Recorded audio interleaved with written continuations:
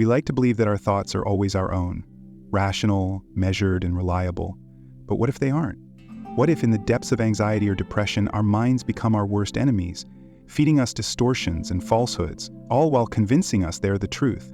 It's not like we've lost the ability to think. In fact, it often feels like the opposite.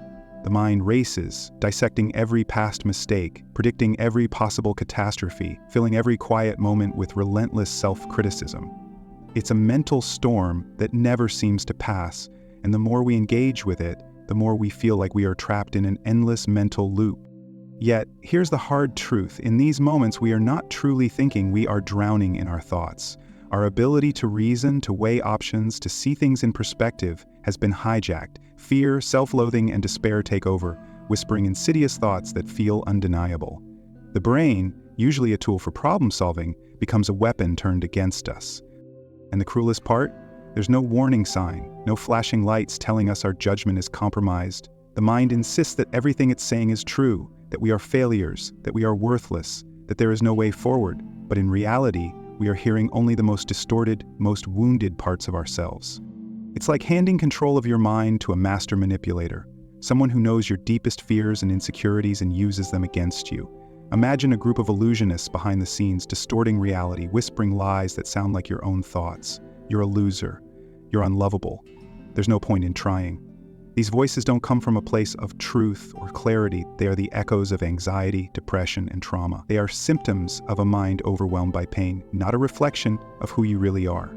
Once we recognize this pattern, we can start to reclaim our minds, not by fighting these thoughts, because doing so only makes them louder, but by acknowledging that they do not define reality.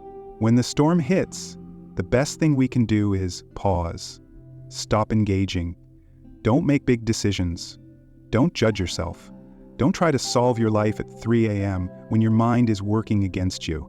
Instead, we should step away, watch a lighthearted movie, take a walk, soak in a warm bath, listen to your favorite music, reach out to someone you trust, a friend, a therapist, anyone who can be a lifeline when your own mind is unreliable. In these moments, we must borrow the perspective of those who can see us more clearly than we can see ourselves. Most of us believe that if we are awake, we are thinking rationally, but our minds in the depths of anxiety or depression teaches us a more complicated truth.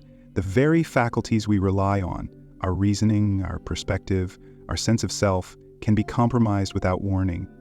And so the real strength comes from recognizing when we are no longer thinking clearly and allowing ourselves the grace to step back and heal. So the next time the voice inside your head tells you you're hopeless, pause. Recognize that this voice might not have your best interests. It's a symptom of the storm passing through your mind.